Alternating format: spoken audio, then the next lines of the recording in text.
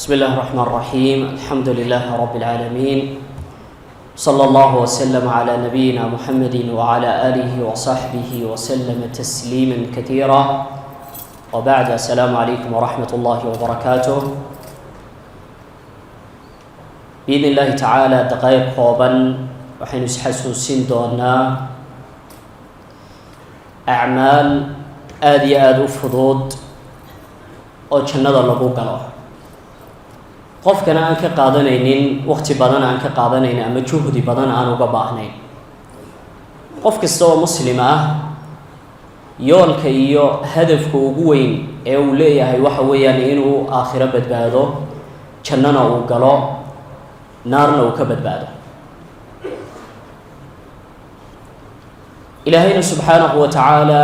cibaadaadka uu inagu waajib gareeyey iyo kuwa uu inoo suneeyey intaba abaalmarintooda wuxuu inoo tilmaamay inaynu janno ku helayn,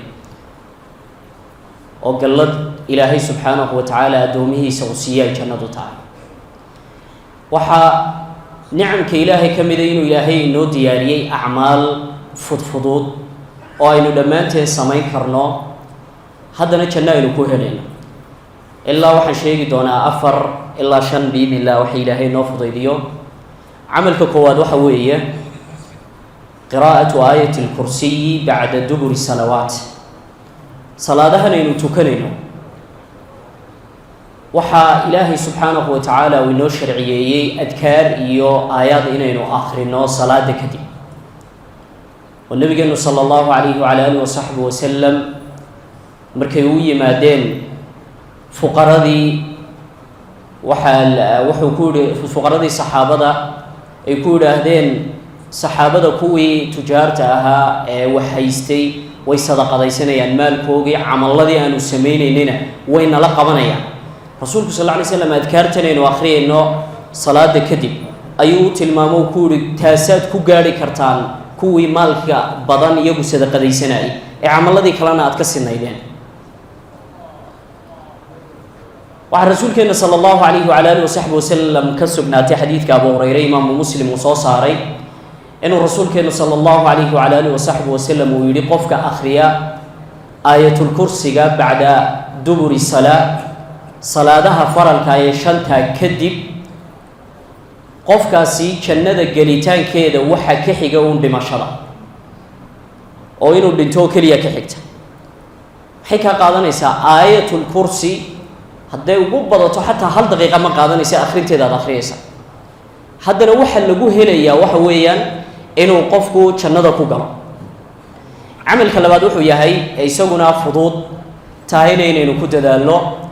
imaadatu al-adaa can dariiq. dariiqa dadka iyo wadooyinka ay dadka muslimiinta marayaan, wixii dhibaya dadka muslimiinta ee halkaa dariiqa iyo wadada maraya inaad ka leexiso. rasuulkeena sallallahu alayhi wasallam markuu tilmaamayay inuu iimaanku shucab yahay, qayba uu yahay, wuxuu tilmaamay halka iimaanka ugu hooseysaa inay tahay imaadatu al-adaa can dariiq, in dadka muslimiinta waxa dhibaya laga leexiyo dariiqooga iyo wadada ay marayaan.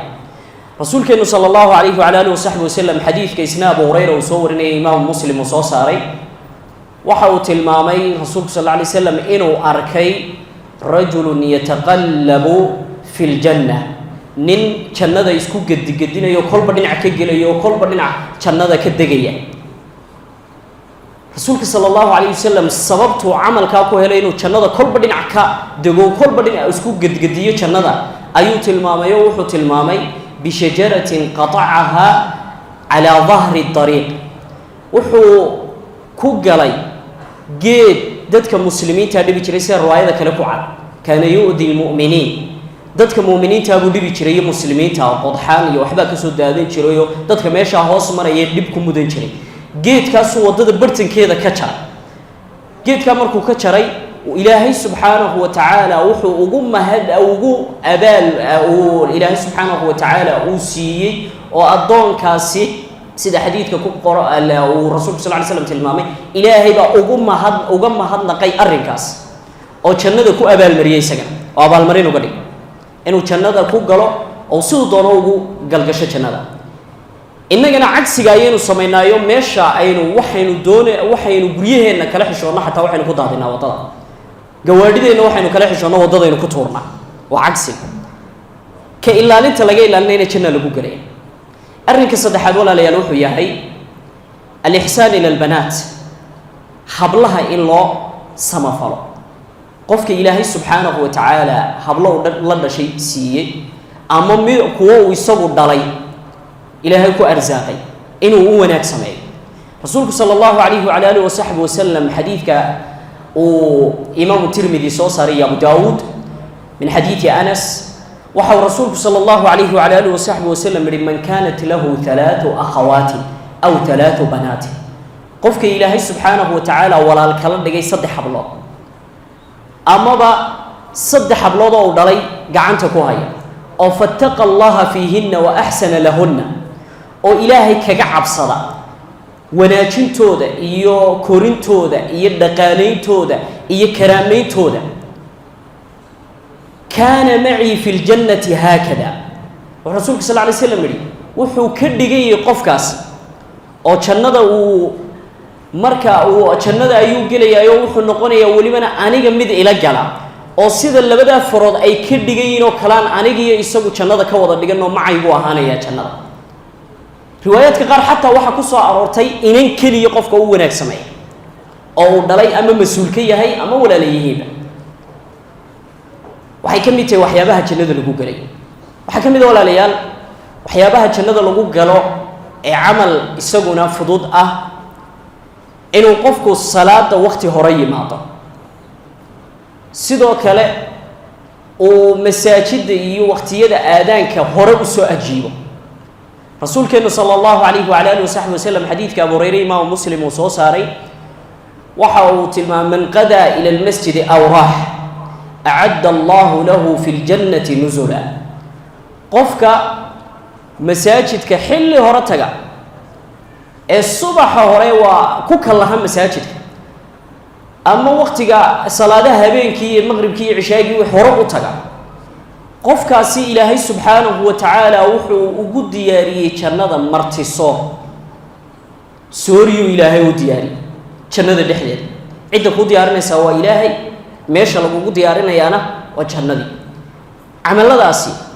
waa camallo aada iyo aada u fudud ciddii ilaahay subxaanahu wa tacaala waafajiyo inaynu ku dadaallo walaalayaal ayay mudan yihiin ilaahayna weydiisanay inuu ilaahay subxaanahu wa tacaala uu ina waafajiyo ilaahay baynu weydiisanaynaa camallada iyo kuwa la midkaaba ilaahay subxaanahu wa tacaala ina waafajiyo soomka iyo acmaasha saalixana ilaahay subxaanahu wa tacaala inaga aqbalo ilaahay abaarta iyo musiibooyinkana uu ilaahay subxaanahu wa tacaala inaga soo jebiyo wixii dhiig muslimiina daadanaya ilaahay subxaanahu wa tacaala uu kala joojiyo oo dhulka muslimiinta ilaahay subxaanahu wa tacaala uu xifdiyo balaalooyinka kale caalamka ee wareegaya maalmaha socdana ilaahay subxaanahu wa tacaala ina baalmariyo خير إلهي نوبو ختم بشهر رمضان يا أمني يا إيمان أين إلهي وديسنا وصلى الله وسلم على نبينا محمد